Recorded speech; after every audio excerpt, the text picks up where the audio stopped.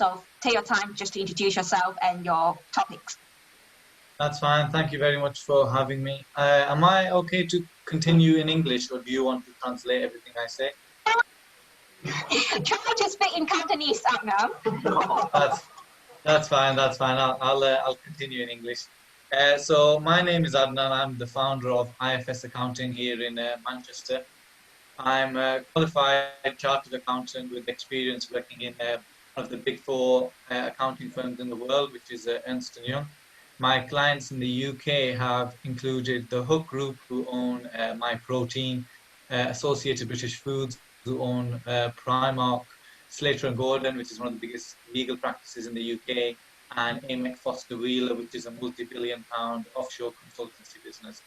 So I worked with a range of clients through my years as I qualified as an accountant. I then moved to work with a firm called Clarity Travel, who are owned by a company in Saudi Arabia called the Al Khayar Group. So they turn over 250 million, and whilst I was there, we bought another company and we merged to make a £500 million travel business. I subsequently left and took up a job in a major retail business called the Co-op, who are based in Manchester, and then subsequently set up my own practice called IFS Accounting. I have a range of clients, including social care, legal firms, hotels, restaurants, and a lot of property portfolios as well from people across the UK. Given I am from Manchester, it helps that I know the property market here as well. So I'm able to assist Rebecca and Lewis with their venture and assist you all in buying properties here in Manchester. So the question I had from Rebecca was how to help people in Hong Kong and China who are, for the most part, registered as BNOs, purchase their properties in the UK. So primarily, you have two options. The first option is to set up as self-assessment. So here, wherever the business is and the person is all the same. There is no difference between the owner of the property and the business. It is all one. So you as a person are making the income. At the end of every year, you can continue trading as normal. At the end of every year, you just need to tell HMRC how much money you've made, and then you pay tax on your income. It's as simple as that. There's only one self-assessment to do at the end of the year. Now, the advantages you have here is it's easy to set up. There's no company, there's no limited business. It's just you and your properties. It's also easy to understand because if you have one property or you have 5 properties, it's all on your own name. And this makes getting a mortgage usually cheaper because it's on your own personal name. Mortgage advisors like to have a mortgage on a person's name because then you can't get away from it. The mortgage is stuck to you as an individual, and you have 100% liability to make sure you keep making mortgage payments. The disadvantages you have to a self-assessment is once you've got more than one property, because in the UK and for BNOs, every individual is allowed a personal allowance. Now, the personal allowance for national insurance is £9,000, and for income tax, it's £12,500. Now, if you have one property and you're making £10,000 to £12,000 profit, that's fine because it's all in your personal allowance. But if you have more than one property, any income above £12,000 in a self-assessment is taxed at 33%. That's 20% income tax and 13% national insurance.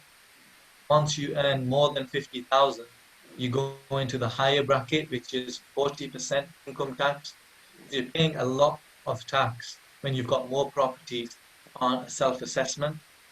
Another problem you have in a self-assessment is when you get a mortgage, any interest is not deductible. So if you make £10,000, but you pay £4,000 of interest, you cannot deduct that for tax purposes. You have to pay tax on the full £10,000. So that cost just goes to waste, so you end up paying higher tax. So the alternative is to set up a limited company, which is option 2. Now here, if you set up a limited company,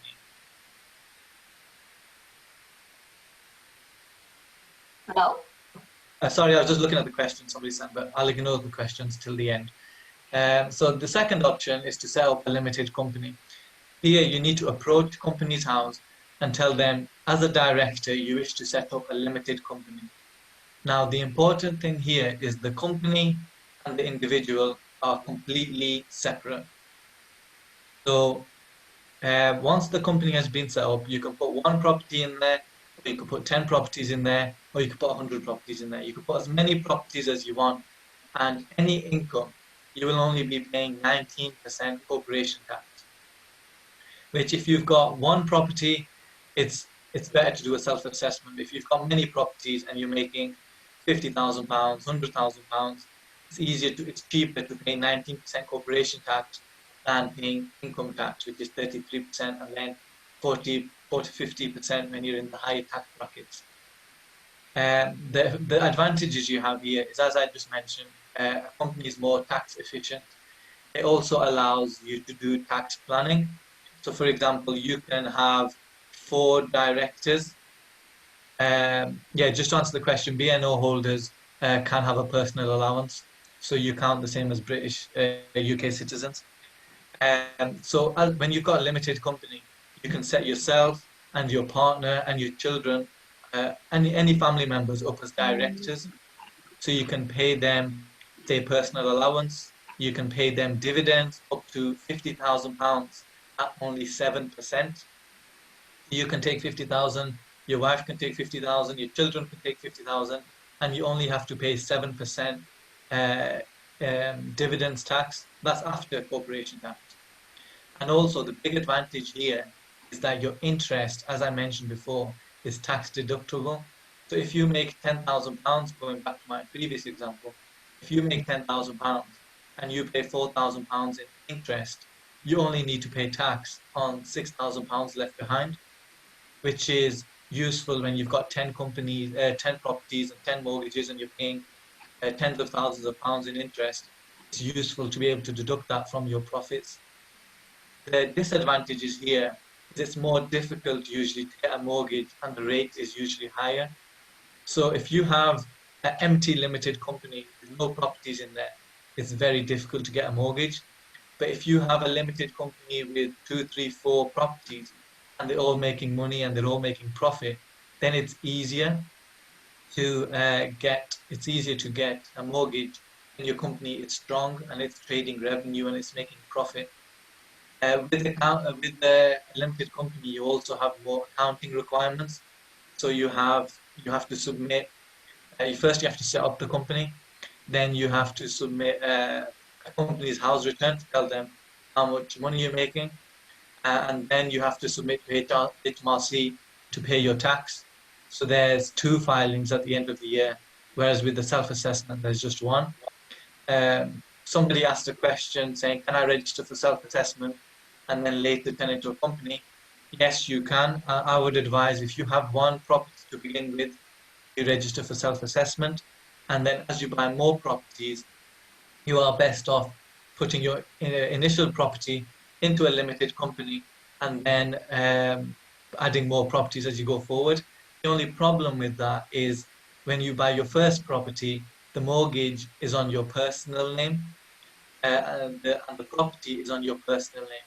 So if you want to transfer that to a limited company, you need to speak to the mortgage provider and ask them to transfer the mortgage, and you need legal services to transfer the ownership of the property from yourself to the company. So each individual case is different. You need to review it on a case-by-case basis. Rebecca and Lewis have my contact details.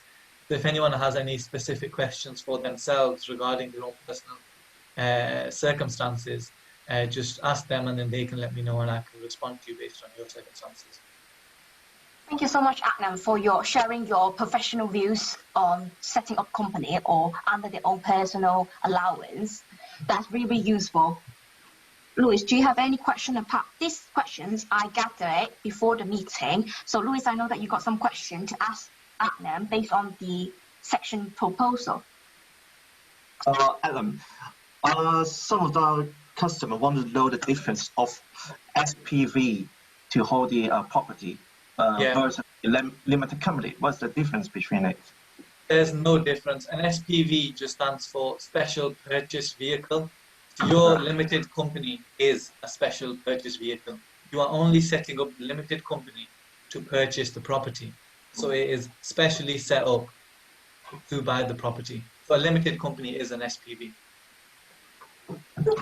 Thank you. So let's move to the Q&A section. These questions I summarized before the meeting. So let's look at question 1, Tang. So we got audience asking if they wanted to set up limited company as your proposal number 2 to purchase a buy-to-let property. What sort of like annual running costs? In terms of more than one property, what are the difference? Yeah, initially there's not much difference. So to set up the company, it costs £250, and to file your company's house return, it's £350, and to file your HMRC corporation tax return, it's £350. If you have one property or you have 10 properties, there's not much difference because it's just the same submission you need to do. So whether you write down £10,000 or you write down £100,000, there's not much difference. The only difference is if it becomes more complicated. So where you have one property, it's easy to monitor the expenses. Whereas if you've got 10 properties, it's more difficult for you to monitor the expenses. So it might cost you more for B Property UK services to manage your properties. But in terms of accounting fees, it's the same. I submit numbers based on what Rebecca and Lewis tell me. So whether you have 1 property or 10, accounting fees will stay the same unless you need more services. Perfect, that's super. Question number 2 is, if they're purchasing a property via a company, that might benefit from tax reduction, but what kind of portfolio you will recommend them to go through that setting up limited company route? Yeah, I would always recommend, if you've got 1 property, you stick to self-assessment. But anything more than 1 property, I would recommend limited company, because in Manchester, if you're thinking your typical profit, Rebecca will know more than me, but you expect around 10 to 15,000 or roughly in them areas. Whereas if you're making 10 to 15,000 pounds, it's okay to do a self-assessment. Whereas if you've got multiple properties and you're making 30, 40, 50,000 pounds, then it's more tax efficient to use a limited company. So anything more than 1.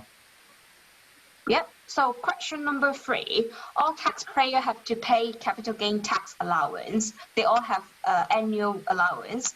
So how could they save more on the allowance? Or do you recommend them to transfer the property as a gift to their friends and family, then sell it to the actual buyers? In terms of capital gains tax allowance, so every individual has a capital gains tax allowance of £12,000. Now you have to bear in mind this is for an individual, not for a limited company. If you as an individual sell a property and you make £100,000 profit, you will have to deduct £12,000 for your allowance and pay tax on £88,000, just as an example. The capital gains tax rate is 18% up to 50,000, and then 28% for anything above £50,000. In a limited company, the profit from your sale would just go as any profit. You would just pay 19%. In terms of transferring the property as a gift, I would not recommend that, because if you have a property on your name and you transfer it to someone else's name, you need to pay stamp duty, you need to pay legal fees, and then so it ends up costing you to move the property. So even though you might save a few £1,000s in terms of capital gains tax, you'll end up paying legal fees and stamp duty, which is more than how much you will save. I would recommend, if you've got relatives or family members, you add them as directors in your limited company, and that makes taking money out cheaper. Okay, so Louis, do you want to highlight the number question 8? Yes. Well, we've still got some time. Well, we still got 3 minutes at them, so let's focus on question number 8. Yeah. So, all property held by one company or one property held by one company, which one do you prefer, and tell us why? I would prefer one company holding multiple properties because then your business looks strong. If you have one company that has one property in there and you go to the bank and ask for a loan of 50,000 or 100,000, they're going to say to you, you only have one property that's making £10,000, we can't loan you this much money. Whereas if you have one company that has 10 properties worth £1 million and you go and ask the bank for a loan, they will give it to you easily because you have a lot of properties, you have a lot of turnover, you have a lot of profit. So it makes your company look stronger, so you have more power when it comes to negotiating for a mortgage. It's also cheaper for accounting fees because if you have one property in a company or you have 10 properties in the same company, you only need to submit the same return once. Whereas if you have 10 companies, you need to submit 10 separate returns. So it builds up your accounting fees, and I imagine it's going to cost you more in legal fees. Oh, I think you have answered most of the questions already today within the given time. So I thank you so much for your precious time on the Sunday. Thank you, That's Adam. fine. Thank you so much. Thank you very much. Bye. Thank you. Bye bye. 好啦 ，Louis 仲有咩補充㗎？仲有2分鐘嘅時間。係啦，咁稍後時間咧，我都想同大家講聲唔好意思先，因為器材嘅原因，咁可能有啲時候收得唔係好清楚，咁同埋有啲朋友都好想加入，聽唔到嘅，咁我哋希望收到大家嘅feedback， 咁我哋下次嘅 meeting 會盡量完善啦。咁呢個首先同大家講聲唔好意思。咁咧依個就係我哋嘅聯絡方式啦。如果大家朋友有咩問題，有咩需要，可以 WhatsApp 我哋，咁我哋仲有一個 WhatsApp group 嘅，咁係 for BNO 朋友或者投資，我哋都會 separate 就會更加清晰，可以幫到大家啦。咁其他 Facebook page、YouTube 我哋都有嘅。大家有咩問題？下次我哋可以會再做好啲啦。多謝大家支持。多謝2個鐘時間 ，Thank you so much。Louis, before 你哋走，你會唔會 share 呢個presentation pack 俾我哋個 group？Of course。OK， 多謝晒你哋，多謝晒你哋今日嘅時間。多謝晒。Thank you, Louis. Thank you, Rebecca. Thank you, Sako. Thank you. Thank you. Thanks, Nigel. Thank you, Nigel. Nigel.